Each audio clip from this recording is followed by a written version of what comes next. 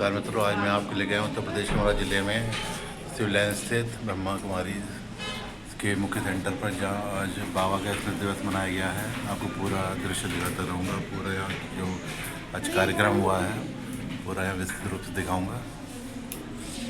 छोड़ दिया था इस देह को। आज हमारे बाबा का व्यक्ति दिवस है, स्मृति दिवस, सुसमर्थी दिवस। आज के दिन बाबा अपने संपूर्ण अव्यक्त फरिश्ता स्टेज को प्राप्त कर इस साकार देह के बंधन से मुक्त होकर के अपनी सारी शक्तियां बच्चों को विल करके अव्यक्त वतनवासी बने, ताकि हम बच्चों को भी अपने तरह अव्यक्त वतनवासी बना सकें। ज़्यादा नहीं कुछ कहूँगी, क्योंकि अभी कार्यक्रम को आगे बढ़ाना है और भाग्य विधाता मूवी भी देखनी है हम सबको बाबा के जीवन पे आधारित। तो सबसे पहले मैं स्टेज पर आमंत्रित करना चाहूँगी डीआईजी भ्राता भाई विकास वैद्य जी को। कृपया स्टेज पर आएं और अपना स्थान ग्रहण करें। हम फूल तेरे हैं, कलियां तुम्हारी, मेरे ब्रह्मा बाबा मधुबन के माली, तुम्हें याद करती ये बगिया तुम्हारी, मेरे ब्रह्मा बाबा। ये शांति स्तंभ है तेरी निशानी, कुर्बानी की कह रहा है कहानी।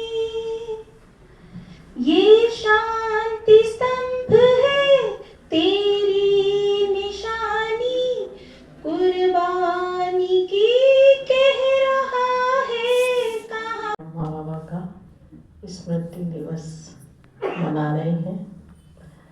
बाबा का जन्म 1876 सिंध हैदराबाद के छोटे से गांव में हुआ था, और छोटे से गांव में ही उन्होंने अपनी शिक्षा ग्रहण की थी, और बचपन से उनकी माँ की डेथ हो गई थी। कुछ दिनों के बाद उनके पिताजी ने भी शरीर छोड़ दिया, तो बाबा वहाँ पर अपने भाई के साथ एक दुकान पर बैठते थे। तो बाबा के अंदर बचपन से ही गरीबों को देख करके बहुत दया भाव आता था। तो बाबा जब कोई चीज़ तौलते थे तो मान लीजिए आटा दे रहे हैं या दालें दे रहे हैं, तो तौलने के बाद थोड़ा सा ऊपर से और डाल देते, क्योंकि बाबा को लगता था ये बहुत गरीब है।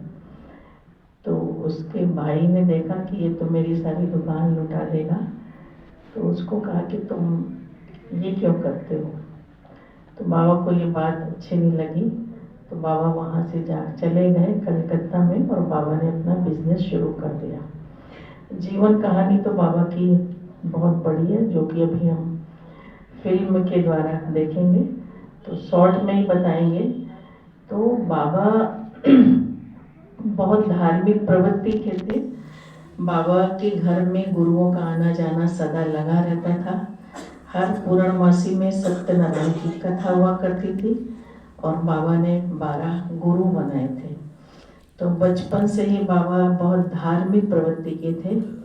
इतना सब कुछ करते हुए बाबा का भक्ति भाव बढ़ता जा रहा था, और व्यवहार कुशलता ईमानदारी से बाबा ने जो अपना कलकत्ते में आकर बिजनेस शुरू किया था हीरो का, वो बाबा की व्यवहार कुशलता, सत्य निष्ठा और बाबा के सिद्धांतों के कारण वो बढ़ता चला गया।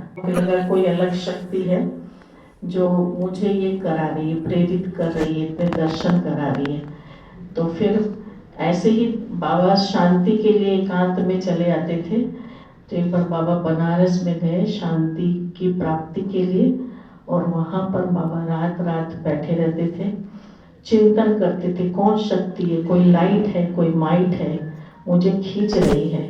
तो ऐसे जब बहुत ही वैराग आ गया, तो फिर उस परमात्मा शिव बाबा ने उनको अपना रथ बनाया। जैसे कहते हैं ना, हुसैन बहुत अच्छा था, लेकिन जिस घोड़े पर बैठा तो वो घोड़ा भी कम नहीं था। तो उसी प्रकार सर्वशक्तिवान परमपिता परमात्मा भी सर्वज्ञ अपने में विशेष था, लेकिन जिसके तन में जिसको उसने रथ बनाया वो भी अपने में कम नहीं था, है ना। बहुत ही बाबा ईमानदार थे, बहुत श्रेष्ठ। तुम्ही मेरी पूजा, तुम्ही देवता हो, तुम्ही देवता हो, तुम्ही मेरे मंदिर, तुम्ही मेरी पूजा, तुम्ही देवता हो, तुम्ही देवता हो। कोई मेरी आँखों से देखे तो समझे कि तुम मेरे क्या हो, कि तुम मेरे क्या हो। दानी स्वभाव, सात्विक जीवन वाले दादा लेखराज पर कभी कोई उंगली नहीं उठी।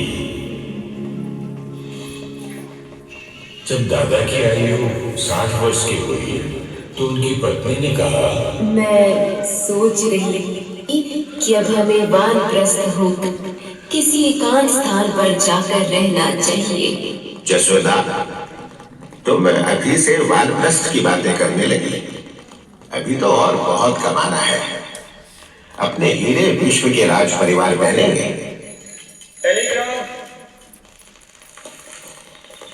नमस्कार दादाजी। नमस्कार।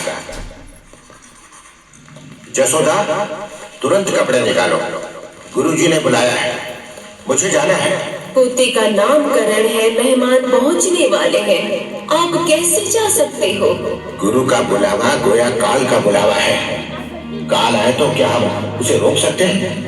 आपको मेरे ब्लॉग पसंद आया प्लीज़ लाइक एंड